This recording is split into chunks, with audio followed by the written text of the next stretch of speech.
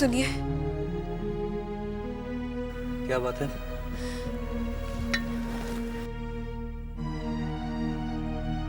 वो मुझे अभी पता चला है कि सुखचर के लोगों के लगान न देने की वजह से मंझले बाबू गुस्से में सुखचर जा रहे हैं।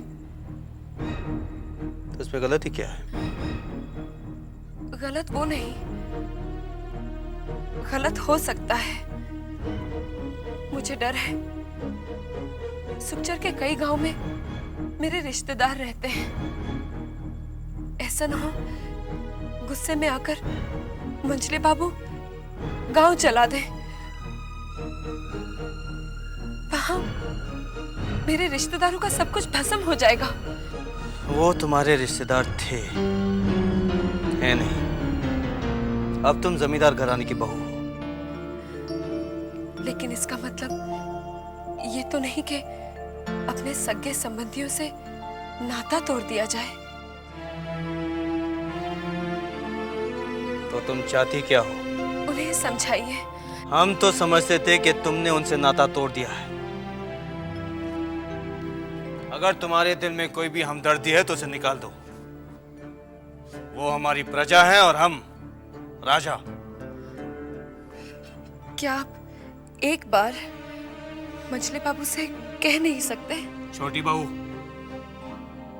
आज तक हमने कभी मंझले बाबू के किसी भी काम में दखल ना दी है ना देंगे। वो जो भी करते हैं सही करते हैं, समझी तुम? क्या हुआ?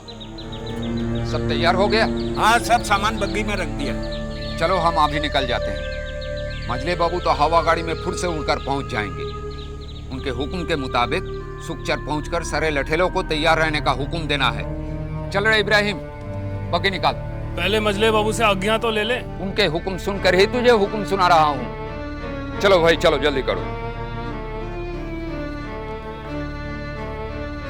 चलो चलो, मंझले बाबू के पहुंचने से पहले पहले सारा प्रबंध करना है। क्या मालूम कौन सी आफत आने वाली है। आफत तो साथ ही में जा रही है। क्या बोला तू? कुछ नहीं, मैं सुखचर की आफत की बात कर रहा था। नहीं, तो मुझे आफत बोल रहा था। अरे मधु बाबू, यहीं बातों में उलझे रहेंगे तो मंझले बाबू आ जाएंगे। चलिए जल्दी। हाँ हाँ, चलो चलो। चल रहे इब्राहिम, बग्गी को हवा गाड़ी बना दे। ये बग्गी है, इसे कितना भी भगा लूं ये हवा गाड़ी थोड़े ना बन जाएगी। हाँ हाँ, ठीक है ठीक है। अभी चल तू। ये चल रहे।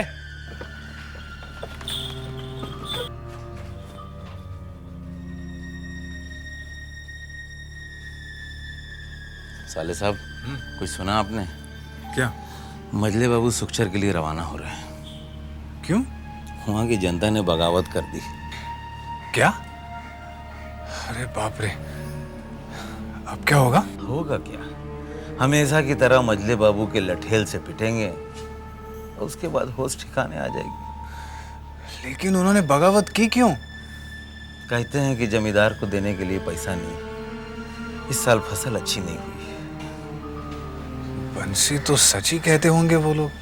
हाँ, सच्ची कहते हैं, मगर जमींदारों की बात से कोनो मतलब नहीं है कि फसल अच्छी हुई है कि नहीं हुई। उनको तो बस अपना पैसा चाहिए, और अगर पैसा नहीं होगा तो उड़ाने के लिए पैसा कहाँ से आएगा। अच्छा चलते हैं, छोटे बाबू को उठने का समय हो गया है। तो क्या छोटे बाबू नहीं जा रहे? अरे छोटे बाबू इस सब में थोड़ी ना जाते हैं, ये सब काम तो मंझले बाबू ही देखते हैं। छोटे बाबू को तो खाली पैसा चाहिए, कहाँ से आता है कैसे आता है उससे उनको कौनो मतलब नहीं।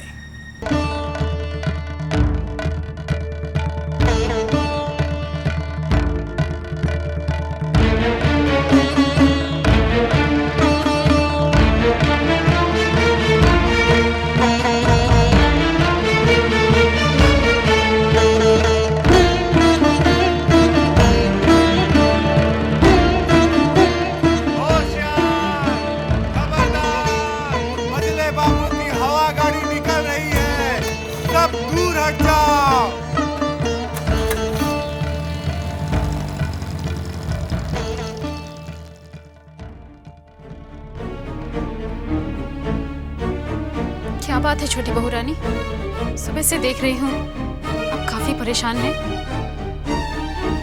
तो ठीक कहती है चंदा, जब से मजले बाबू सुखचर गए हैं, मेरी तो जान ही निकली जा रही है। भला क्यों? वहां मेरे रिश्तेदार हैं, और अगर मजले बाबू ने उनके साथ कोई अन्याय कर दिया तो कहाँ जाएंगे बेचारे? नहीं नहीं छोटी बहू रानी, भगवान पर भरोसा रखिए, वो जो कुछ भी करेंगे अच्छा ही करेंगे। हाँ, अब तो यशोदा दुलाल पर ही निर्भर है सब कुछ। छोटी बहू रानी, नई दुल्हन और मजली मालकिन आपको बुला रही है। मुझे? जी हाँ। हुक्म कीजिए सरकार, गांव में लाशें बिछा देंगे। फिलहाल इसकी कोई जरूरत नहीं, पहले हम उन लोगों से मिलना चाहते हैं। सरकार, गांव वाली है बू का भाषा नहीं, ये लाठी का भाषा समझते हैं। जरूरत पड़ी तो इस भाषा का भी प्रयोग किया जाएगा। जब तक हम इशारा न करें कोई कुछ नहीं करेगा। सरकार, आपके हुक्म के बगैर इस गांव में पत्ता भी नहीं हिल सकता है। लोचन जी। गांव के मुखिया को खबर करो कि हम उससे मिलना चाहते हैं। जी सरकार। मंजली दीदी, आपने मुझे बुलाया? हाँ, चल बागुटी खेलते हैं। लेकिन दीदी, मुझे ये खेल नहीं आता। चाची, अब खेल नहीं सकती तो क्या हुआ? खेल देख तो सकती है। अकेले बैठे बैठे तेरा जी नहीं उब जाता? वो मंजली दीदी। अच्छा अच्छा ठीक है, चल बैठ, सीख ले, चल खेल। लेकिन मेरी एक शर्त है। शर्त? कैसी शर्त? जो बेईमानी करेगा वो हार जाएगा। तेरा मतलब ये है कि मैं बेईमानी करती हूँ? सिंधु, क्यों रे चुगलखोर? नहीं नहीं मजली मालकिन, मैंने तो कुछ नहीं बताया। बस इतना ही बताया, जब भी मजली मालकिन हार जाती है दिमाग कहीं और लगा के गोटी फौरन बदल देती है। मालकिन आप तो मुझे मरवाएंगी। चल चारू, तू खेल, मैं नजर रखती हूँ। चल चल खेल। अच्छा ठीक है, ले, तेरी एक गोटी गई। तो ये लीजिए।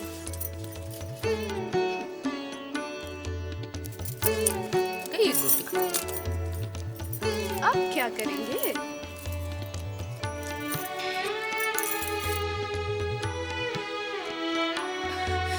ए मंजली दीदी, चोरी पकड़ी गई। क्या क्या? कहाँ है वो गोटी? दिखाइए दिखाइए, देख चारू। छोटी मछली चाची, आप तो हार गई। छोटी, तुझसे उम्मीद नहीं थी। अरे जाने दीजिए मंजली दीदी, खेल है, बच्चों को खिला रहे हैं। मैं नहीं खेलती।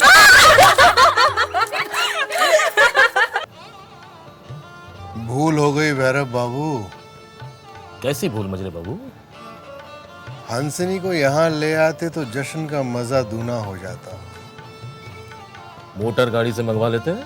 अरे कलकत्ता शहर नहीं है भैरव बाबू कि अभी बुलाए और झट से आ गया। ठीक कहा आपने। जब उसके आने का समय होगा तब हमारे जाने का समय। सरकार, गांव वाले सब आपसे मिलने आ गए।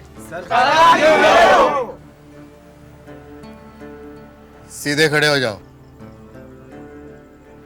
क्या ये सच है कि तुम लोगों ने लगान देने से इनकार कर दिया है? मना तो नहीं किया है हुजूर, सिर्फ प्रार्थना की है। इस साल लगान माफ कर दीजिए क्योंकि फसल बिल्कुल अच्छी नहीं हुई है। लगान माफ नहीं होगा। तो क्या सरकार, हम अपने बाल बच्चों को अनाज के जगह पत्थर खिलाएंगे क्या? हरामजादे, तेरी ये मजाल हमसे जबान लड़ाता है। मार के तेरी चमड़ी उधेड़ दूंगा मैं।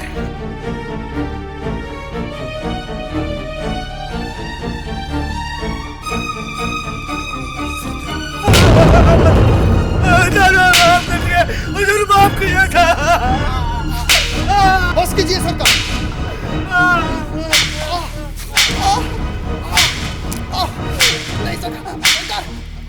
माफ कर दीजिए सरकार, माफ कर दीजिए। चाहे हमारे बाल बच्चे भूखे मर जाए, आपको लगान जरूर देंगे सरकार, जरूर देंगे।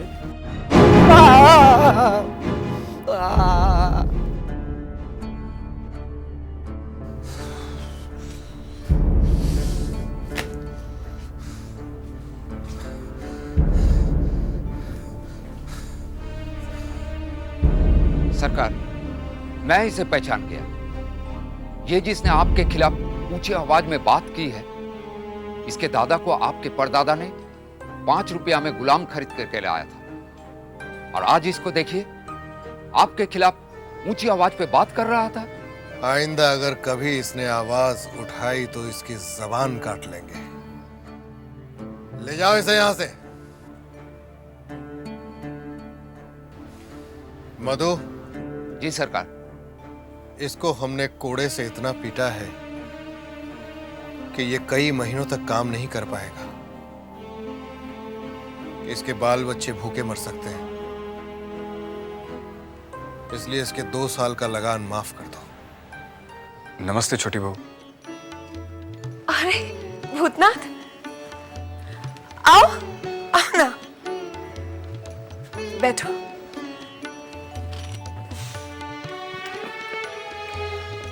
और बता, क्या कर रहा है आजकल? कुछ नहीं छोटी बहू, नौकरी के लिए परेशान हूँ। नौकरी मिले या न मिले, मेरे होते हुए तुझे परेशान होने की कोई जरूरत नहीं है। अच्छा बता, कुछ पैसे चाहिए? नहीं छोटी बहू, नहीं। देख, तुझे मेरी कसम, संकोच ना करना। कैसी बातें कर रही हैं छोटी बहू? एक आप ही तो हैं जिनसे मैं अपने दिल की बातें कर लेता हूँ, लेकिन इस तरह मैं कब तक आप पर बोझ बना रहूंगा? खबरदार, आइंदा ऐसी बातें कहीं तो। लेकिन छोटी बहू, नौकरी भी तो करनी होगी ना। तो कर ना, मैं थोड़ी ही मना कर रही हूँ। मैं तो ऐसी बातें करने से मना कर रही हूँ। माफी चाहता हूँ। अच्छा बता, कहीं नौकरी तलाशी? कई जगह छोटी बहू, कई जगह, लेकिन मिल ही नहीं रही। एक जगह बुलाया है, उम्मीद है वहां मिल जाए। किनसे मिलना है आपको? ननीलाल से। आपको बुलाया है क्या? हाँ। क्या नाम क्या है आपका? भूतनाथ चक्रवर्ती, उसके बचपन का दोस्त हूँ। आप बैठिए वहाँ पे, मैं खबर भिजवाता हूँ, वो काफी व्यस्त है। बैठिए।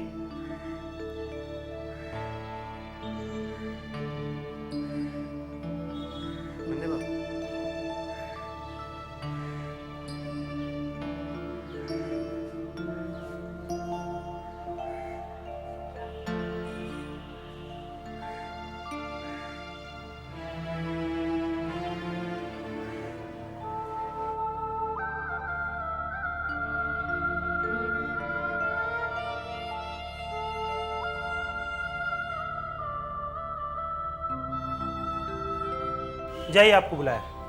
आपको नहीं, आपको नहीं, आपको। अब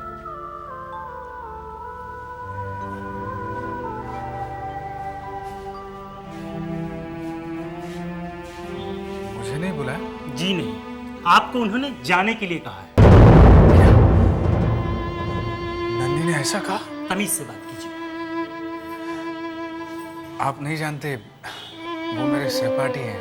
वो जो भी हो, हम अपने मालिक के प्रति अपमानजनक बात नहीं सुन सकते। उन्होंने क्या कहा?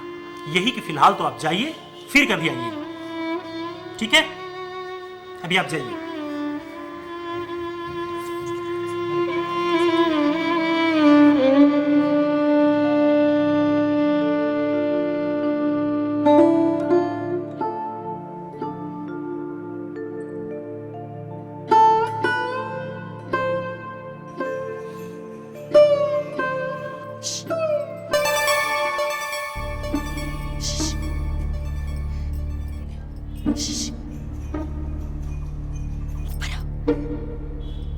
ऊपर आओ। पीछे से, पीछे से।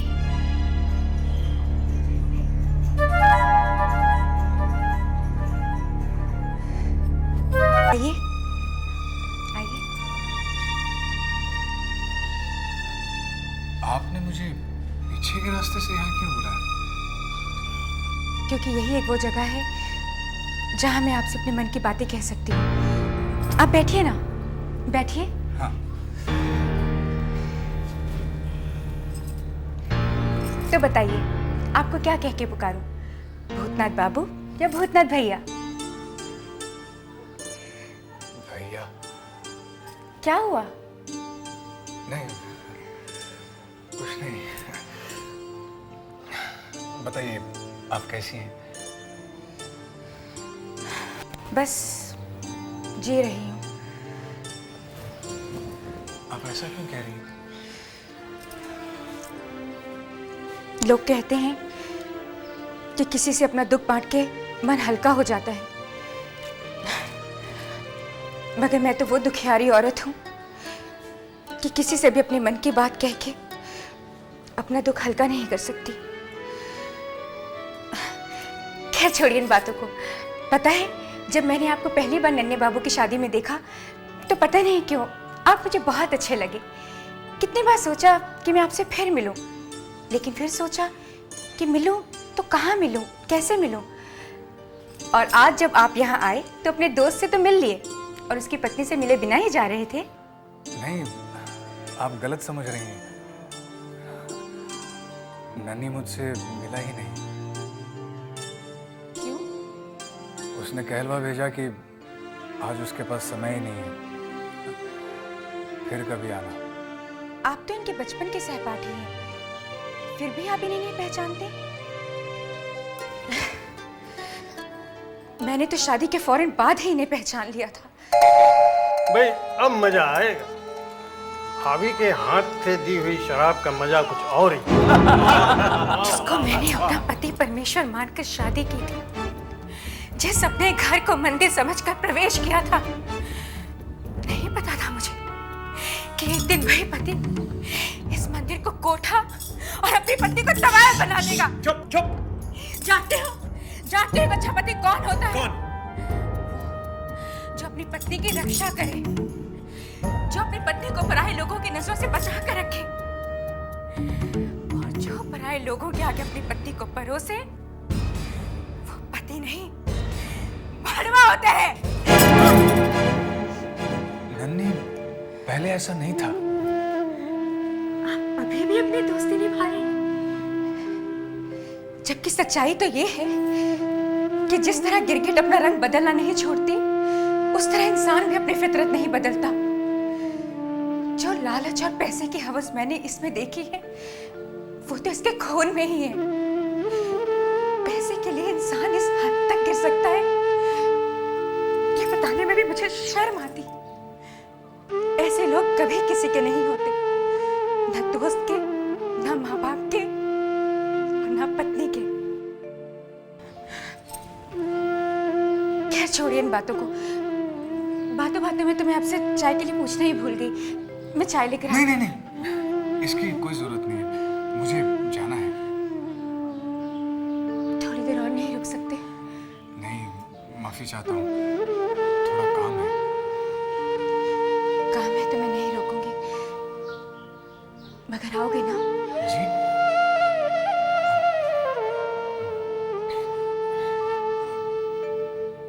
जी, आऊंगा।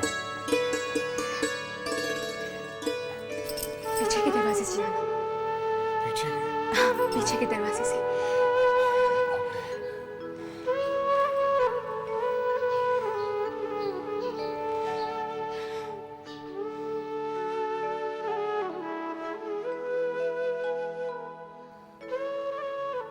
आपको कितनी बार समझाया, आपको चिंता करने की कोई बात ही नहीं है।